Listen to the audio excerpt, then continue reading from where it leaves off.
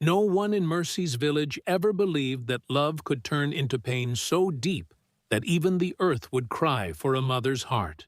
It all began many seasons ago, in a quiet village surrounded by tall palm trees and whispering winds.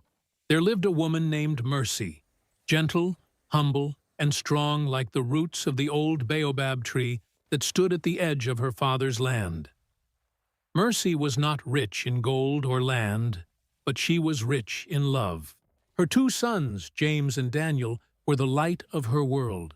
Every morning before the rooster crowed, she would rise from her raffia mat, tie her faded wrapper, and step out into the cold dawn to fetch water from the stream. She cooked, farmed, and worked from sunrise to sunset, all to make sure her sons never went hungry. Their father, Solomon, had died when they were still little boys. Mercy never remarried. She said her heart was full of her children, full of memories, full of quiet strength. And though the world was harsh to widows, she endured it all. But there was another woman whose heart burned with envy. Martha, Mercy's younger sister.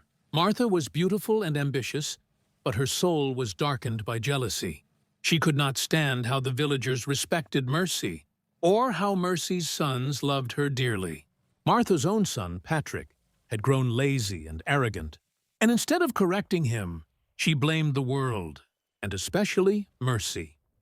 Whenever Mercy's sons helped her carry firewood from the farm or brought her gifts from the market, Martha would watch with narrowed eyes. "So this woman has become the village queen?" she would whisper to herself. "But let's see how long her glory will last." Time passed. The boys grew into fine young men. James, the elder, was bold and hard-working, always dreaming of better days to come. Daniel, the younger, was quiet, thoughtful, and gentle, the kind of son who could make a mother cry with pride.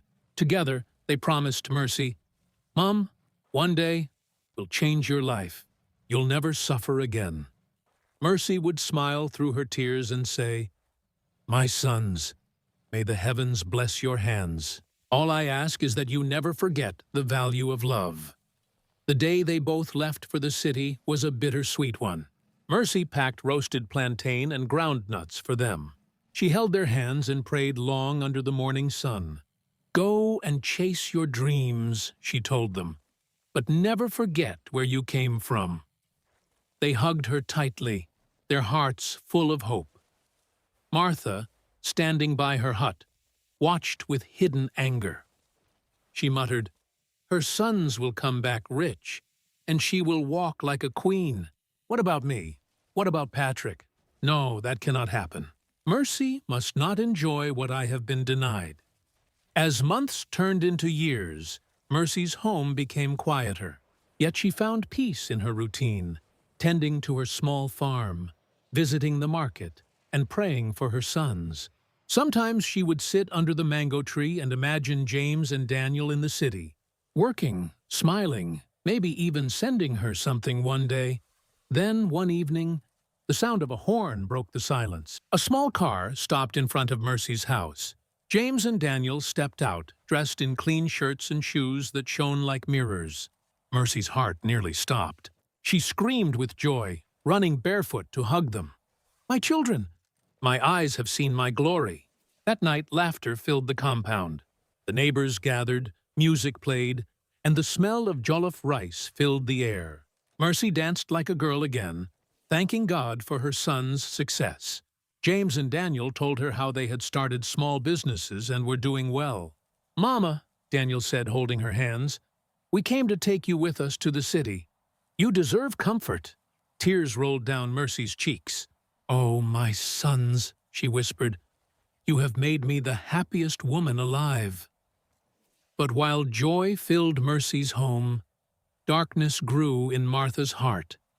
She watched from afar as the village sang Mercy's praises. The next morning, she visited Mercy, pretending to share her joy. "Ah, sister," she said sweetly, "the Lord has favored you indeed. Look at your fine boys. You must be so proud." Mercy smiled. "God has been good, Martha. He heard my cries, But Martha's smile hid venom. That night, she went to her son, Patrick. "Do you see how your cousins have become rich while you still beg me for food? Is that not shameful? We must act before that woman becomes untouchable." Patrick frowned. "But what can we do, Mother?" "They are lucky. That's all. Luck?" Martha hissed. "There is no luck, only power. I know someone who can help us, a man who can make things turn in our favor." Within days, Martha traveled secretly to the next village, deep in the forest, to meet an old native doctor known as Big Mock. The man's hut smelled of smoke and strange herbs. He sat on a wooden stool, his eyes pale and voice cold. "What do you seek, woman?" he asked. "I want to destroy my sister's bond with her sons," Martha whispered. "They love her too much. They make me look like a failure." The old man chuckled.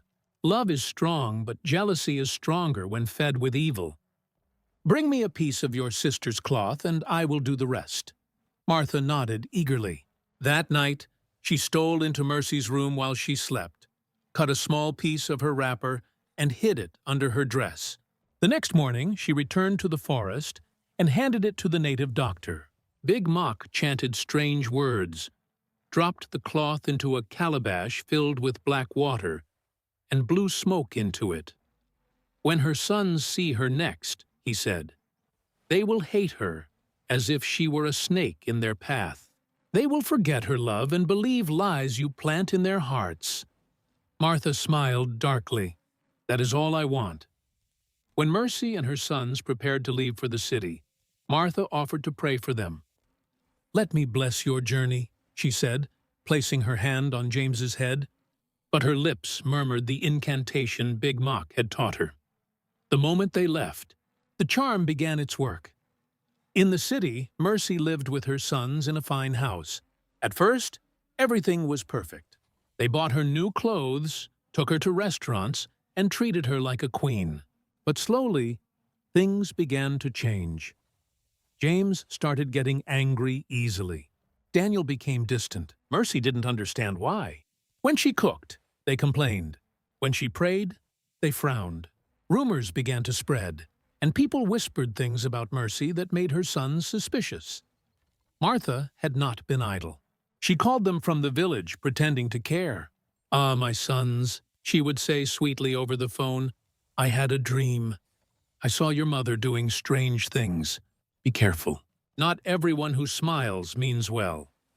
James, poisoned by her words, began to see his mother through new eyes. "Maybe she's jealous of our success," he said to Daniel one night. "Maybe she doesn't want us to move forward." Daniel frowned. "That can't be true. Mama suffered for us. Then why do things keep going wrong when she prays?" James snapped. "I don't know, but something isn't right." Days turned into weeks. Mercy felt the distance growing. She tried to speak to them, but they avoided her. One morning, James accused her of witchcraft. "Mama, tell me the truth. Are you behind my business troubles?" Mercy froze. "James, what are you saying? How can you say such a thing?" "People told me you went to a shrine before we left the village," James said coldly. "James!" Mercy cried. "Have you forgotten who I am? I am your mother. I prayed for your success every night." Daniel stood silently, torn between love and confusion. The charm had clouded his mind, too. "My sons," Mercy whispered, "if my hands have done evil, let God punish me. But if I am innocent, may he defend me." But her words only angered James more. "Enough! We can't live with you anymore. Go back to your village." That day, Mercy packed her things in tears. As she walked out, her neighbors watched in shock. A woman who had given everything to her children was being thrown out like a stranger. The road back to the village was long and dusty. Mercy walked slowly, her bundle of clothes on her head, her heart heavy with pain. Each step felt like a stab to her chest. She didn't cry loudly. She just kept whispering, "God, you see my heart. You know my truth. Please do not let my enemies laugh for long." When she reached the village, no one needed to ask what had happened. The news had already traveled faster than she could walk. Martha came out pretending to be shocked. Ah, sister, you're back? What happened? Did your sons chase you away? Mercy wiped her tears and forced a smile. It's nothing, Martha. Sometimes life turns upside down, but I trust God will make it right again. Martha clicked her tongue and shook her head, hiding her satisfaction. Such is life. Maybe you offended them without knowing. You know, young men of today, quick to anger. Mercy didn't answer. She just walked to her small hut and sat down quietly. That night, she didn't cook. She didn't even sleep. She sat under the moonlight, looking up at the stars, whispering prayers that felt like broken songs. Meanwhile, back in the city, things began to crumble for James and Daniel. Their businesses started to fail. Customers stopped coming. Deals collapsed without explanation. James grew restless and angry, shouting at everyone, while Daniel drank to forget his confusion. One night, Daniel dreamed of his mother. She stood before him, her eyes full of tears, holding a burning candle. She said softly, "My son, the light you are chasing is inside you, but someone is covering your eyes. Wake up before it's too late." He woke up sweating. "James," he said the next morning, "I had a strange dream about Mama." James rolled his eyes. "Oh, not this again. That woman brought us nothing but trouble." "No, brother," Daniel said firmly. "I think we made a mistake." James stood up angrily. "Don't let her trick you again. Have you forgotten what Aunt Martha told us?" Daniel paused. "Yes, Aunt Martha. She's the one who told us Mama was dangerous. But why would she care so much about our family?" James frowned. "Because she's our aunt. She wants to protect us." Daniel sighed deeply, doubt stirring in his heart. "Something doesn't feel right, James." That evening, as James left the house, Daniel sat quietly and prayed. Something he hadn't done in a long time. "God," he whispered, "if my mother is innocent, show me the truth." That night, his body shook violently in his sleep. He dreamed again. This time, he saw Aunt Martha standing in the forest with an old man, holding a piece of his mother's wrapper. He saw smoke rise from a pot and heard a deep voice saying, "Their love shall turn to hate." He woke up, screaming. The next morning, Daniel wasted no time. He packed his bag and told James, "I'm going home." "To the village? For what?" James barked. "To see Mama," Daniel said firmly, "and to find out what really happened." "Then go," James spat. "But don't expect me to follow." Daniel nodded sadly. "One day, you'll understand." When Daniel arrived in the village, the first person he met was Martha. She smiled sweetly, pretending to be happy. "Ah, my son, you're back? How is the city?" Daniel forced a smile. "Fine, Auntie." "Where's Mama?" Martha's face tightened slightly. "Your mother? Oh, she's in her hut. She doesn't come out much these days. She's not the same." Daniel walked away before she could say more. When he reached Mercy's hut, he saw her sitting outside, peeling cassava with trembling hands. She looked smaller, weaker, but when she saw him, her face lit up. "Daniel," she whispered, standing slowly. "My son." He dropped his bag and ran to hug her. Tears rolled down his face as he held her tightly. "Mama, I'm sorry. I'm so sorry." Mercy didn't ask questions. She just cried with him, her heart finally breathing again. "My son," she said softly, "I knew you'd come back. A mother always knows which of her children will return." That night, Daniel told her everything. The lies, the anger, the dream, and his realization. Mercy listened quietly, her hands clasped in prayer. "The truth has its own time, my son," she said. "It never hides forever."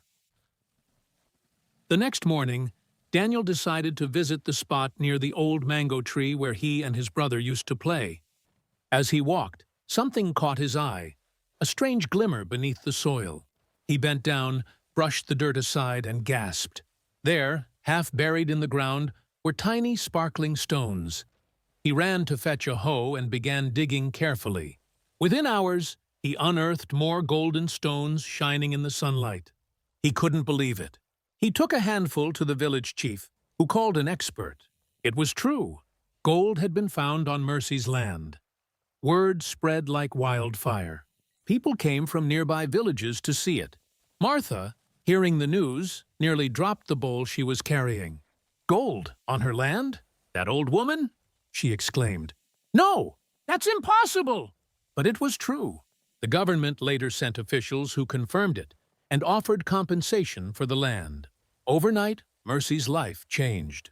She became one of the wealthiest women in the region, though she still lived humbly, sharing her blessings with the poor and widows.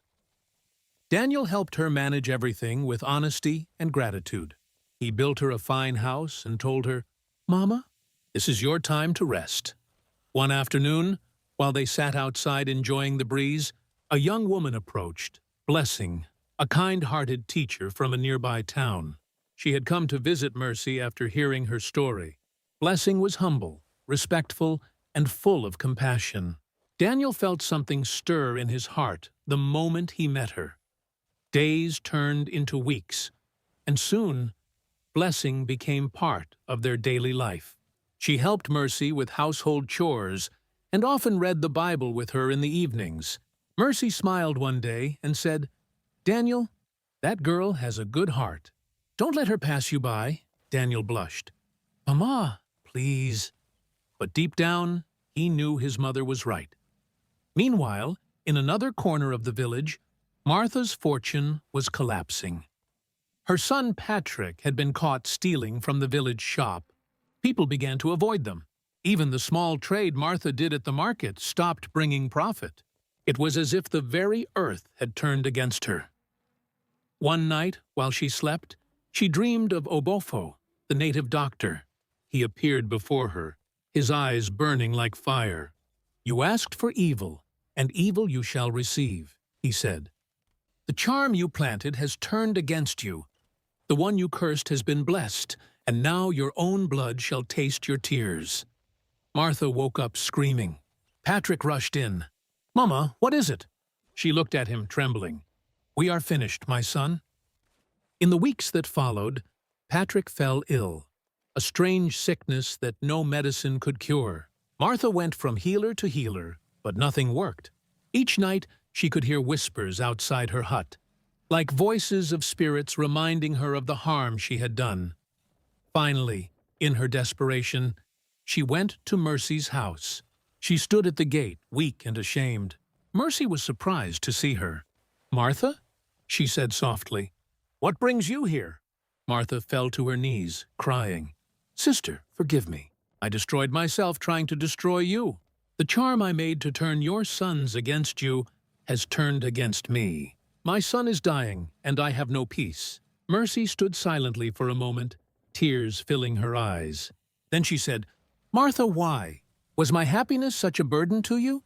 Martha sobbed uncontrollably. "I was jealous, blind and foolish. Please, forgive me." Mercy knelt beside her and lifted her up.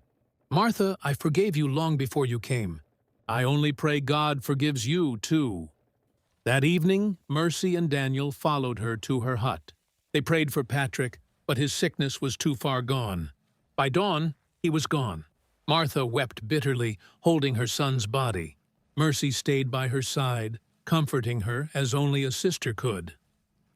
After the burial, Martha became quiet. She stopped quarreling, stopped gossiping. She spent her days sitting by the river, staring into the water. Some said she went mad from guilt. Others said she had seen her punishment. As for Mercy, her peace returned at last. Daniel married Blessing, and together they continued her legacy of kindness. Mercy would often sit in her courtyard, surrounded by children, telling them stories of how jealousy can turn a heart to stone and how forgiveness melts it again. One evening, as the sun set behind the hills, James arrived in the village. He looked thinner, broken, humbled. He had lost everything: his business, his friends, his pride. He knelt before his mother. "Mama, forgive me. I was blind. I listened to lies and turned my back on you." Mercy smiled softly, touching his head. "My son, I never stopped praying for you. You left, but my love never did." He cried like a child. Daniel stood beside him, lifting him up. "Welcome home, brother." That night, for the first time in years, the family ate together again. Laughter filled the air, and Mercy's heart overflowed with gratitude. She looked at her sons and said, "You see, my children, the heart that forgives will always find peace. Never let bitterness live in your soul." She looked at the sky, tears glistening in her eyes. "The God who watches the pain of mothers has shown me mercy indeed." The villagers spoke of her story for generations. They said her faith turned curses into blessings, and her love outlived every evil plan. And when Mercy's time finally came to rest, she left behind a legacy that no charm could ever destroy. My friend, if this story has touched your heart, don't forget to subscribe and leave a comment below. Your words help the storyteller's fire burn brighter for the next tale. The next morning, the golden sun rose lazily over Nsunfo village. The birds sang softly in the mango trees, and the breeze carried the smell of dew and fresh earth. But in Ama's heart, there was no peace, only a storm that refused to calm. Ama sat by the riverbank, her knees hugged to her chest, staring into the flowing water. She saw her reflection, weary eyes, cracked lips, and a heart burdened with guilt. "If only I could turn back time," she whispered. "If only envy had not blinded me." As she spoke, an old woman appeared behind her, the same one she had met months ago, the one who had given her the charm. But this time, her eyes were no longer kind. They burned with quiet disappointment. "Ama," said the old woman, "your tears will not wash away what greed has planted. You took what was not yours, and in doing so, you cursed your own soul." Ama fell on her knees. "Mother, please, I beg you. Tell me what to do. I will do anything to make it right." The old woman's voice was calm but heavy. "The only way to break the curse is through truth and repentance. Go to your mother and your sister. Tell them everything. Only then will peace return to your home and to your heart." Then, before Ama could speak again, the woman vanished like smoke in the wind. That same evening, a soft rain began to fall over the village. Under the dim light of a palm oil lamp, Abena sat beside their mother, who now looked thin and pale. Mame Adwoa's voice trembled as she spoke. "I have prayed for you both every day. I only wish that love would bind you, not tear you apart." At that moment, Ama entered, drenched in rain and shaking. She knelt before them, tears streaming down her face. "Mother!" "Abena, forgive me," she cried. "It was me. I took the potion. I wanted Abena's happiness. I wanted what was hers. But it has destroyed me inside." Abena froze. For a moment, silence filled the room, only the sound of rain tapping on the roof. Then she slowly stood up and looked at her sister. "Ama," she whispered, "you are my blood. No jealousy can change that. I forgive you." She embraced her sister tightly. Their tears mixed together, one of guilt, one of love. Mame Adwoa smiled faintly, her frail hands trembling as she touched their heads. "Now, my children, the spirit of our home will rest once more," she said. "Where truth lives, peace follows." And in that moment, the rain stopped. A soft breeze swept through the room, and it felt as though the ancestors themselves had sighed in relief. Months passed. Ama no longer sought charms or quick blessings. She worked the farm with patience, singing beside her sister. Together, they rebuilt what had been broken, not just their home, but their bond. The village began to see them as examples, two sisters who had once been torn apart by jealousy, but who learned that forgiveness heals faster than revenge ever could. One evening, as the sun dipped behind the hills, their mother sat under the baobab tree, watching her daughters laugh together. A tear rolled down her cheek, this time a tear of joy. "My daughters," she said softly, "the greatest wealth a mother can have is seeing her children love each other." And as the drum beat of night began to echo from the village square, the storyteller's voice rose over the crowd.